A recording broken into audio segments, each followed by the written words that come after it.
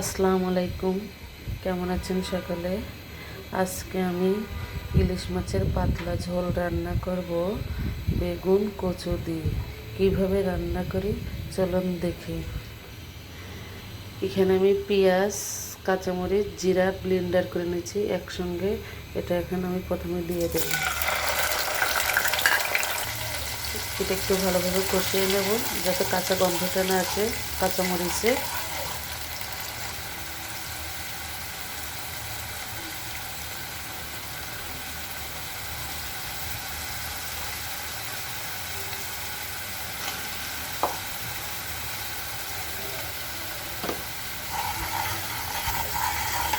এটা ভালোভাবে কষিয়ে নেব।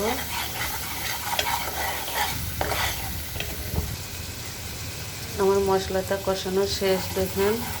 এখন আমি মাছগুলো দিয়ে দেবো। মাছ আমি কষাইয়া রান্না করি, যখন পাতলা ঝোল রান্না করি মাছ আমি লবণ দিয়ে মাখাই রাখছি। এখন মাছটা দিয়ে দেবো।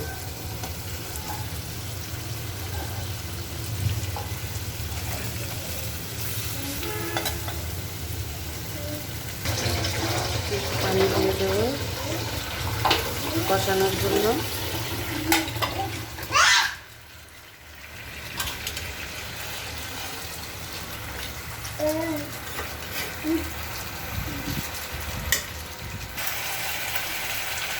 এখানে মাছটা কষানো হচ্ছে, ভালোভাবে কষিয়ে নিয়ে উঠাই রাখবো মাছটা। কষানোর শেষ, এখন মাছগুলো উঠিয়ে রাখছি। এর মধ্যে আমি তরকারিটা দেবো আলু, কচু আর বেগুন। সবাই তো আলু আর কচু আলু আর বেগুন রান্না করে, আমি কচু আর বেগুন দিয়ে রান্না করবো। আমি তরকারিটা ভালোভাবে কষে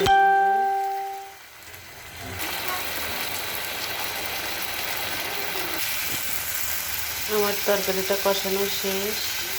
এখন আমি মাছগুলো দিয়ে দেবো। দেখেন, কচু আর বেগুন দিয়ে ইলিশ মাছ খেয়ে দেখেন কত টেস্ট। আমরা সবাই কিন্তু বেশিরভাগ আলু আর বেগুন দিয়ে খাই। আমি কচু আর বেগুন দিয়ে রান্না করে আপনাদের দেখাচ্ছি। এভাবে একদিন রান্না করে খেয়ে দেখেন। এখন আমি মাছগুলো দিয়ে দেবো। তারপরে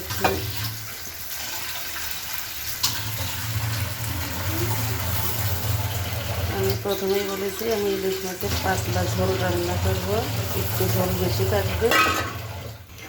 দেখেন আমি কতটা ঝোল দিয়েছি, কারণ ইলিশ মাছের পাতলা ঝোলটাই মজা লাগে আমাদের কাছে। এখনও অনেক সময় জাল করবো, এরপরে নামাই ফেলবো।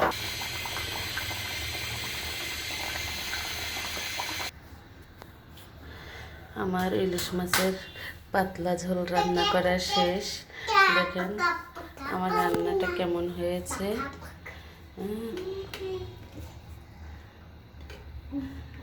ভালো লাগলে অবশ্যই লাইক, কমেন্ট, শেয়ার করে দেবেন এবং উৎসাহ দেবেন আমি যাতে আপনাদের সামনে নতুন নতুন রেসিপি নিয়ে আসতে পারি।